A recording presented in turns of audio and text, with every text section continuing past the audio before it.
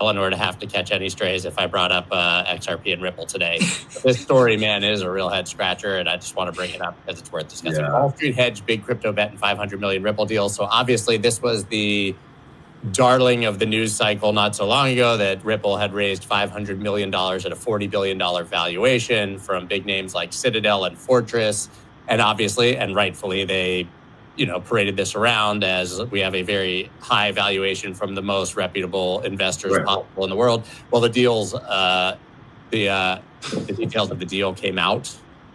And first of all, many of these people said that 90% of the value of Ripple as a company is their stack of XRP tokens that they went ahead and said they effectively created for themselves. So they're aware of it, and not their actual business.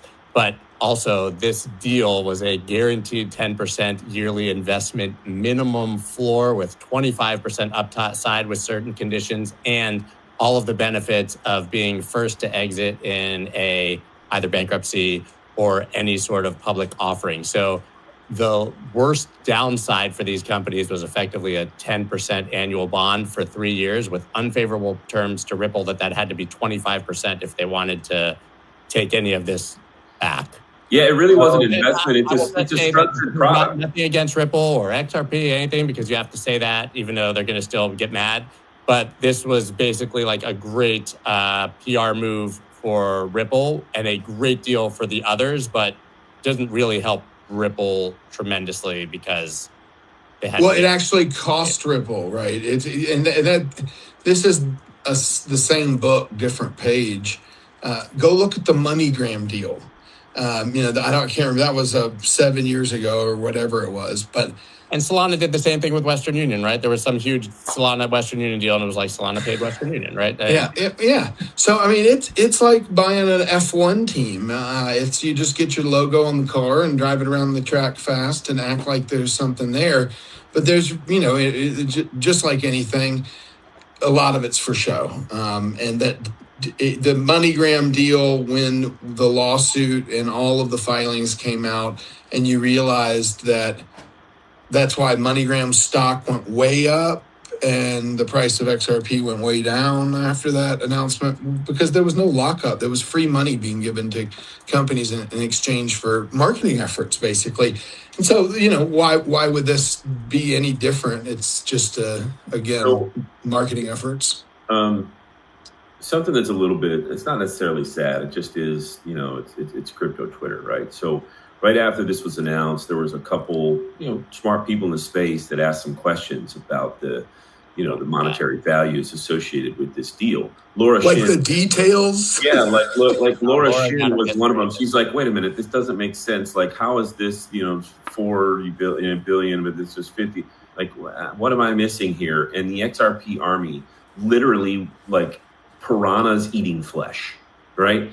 And now we find out what we find out. Right. And so, capitalism is capitalism. There's nothing wrong with this, that Ripple is well within their rights to offer effectively a structured product to these companies with, basically no downside, and they get the capital, right? Let's call a spade a spade. They want their name next to Citadel. Yeah, right. I think it's just interesting because the narrative beyond Ripple obviously was for the crypto industry was that, look, like Citadel and Fortress are extremely interested in investing in crypto. This could have been called Ripple, Cripple, Dripple, Tipple. I don't know what you call it. They didn't care that this was crypto. Yeah. They didn't care where the valuation came from because they knew that if there was a downside event that with these terms, Ripple would have to just liquidate their XRP and pay them back with favorable. Yeah, they cared about liquidation. It could have been literally any. My point is, like, it's sad for all of us. This wasn't a vote of confidence in anything crypto related from Fortress or Citadel. This was a really good free money deal for them. Well, I will disagree with that in a little bit, in a little way. It was a vote of confidence as it pertains to the collateral that XRP is. Because that's ultimately what the default would be. It's a haircut, though. So this was $500 million, and I think at their current valuation, they hold $80-something billion in XRP, and that was over 120 when this deal, I think, was done in July. I don't want to misquote the numbers, but those are the ballparks. So, yeah, well, basically, it's a payday loan with your house as collateral. Like that's they're saying at a 1600x premium, they will give the haircut that their $500 million will get paid back. Yeah, yeah, very valuable collateral. It's again, Ripple has they've grown and they've scaled based on these types of deals, and it's how the game is played, and they've played the game. They've continued. They've fought real battles, right? They've been here from the very beginning. They've fought every battle. They're still one of the biggest, the only one that can say that, from that perspective. It's absolutely incredible. I think it's just always important to wait till the details of things come out before we, I guess, dig in too deeply.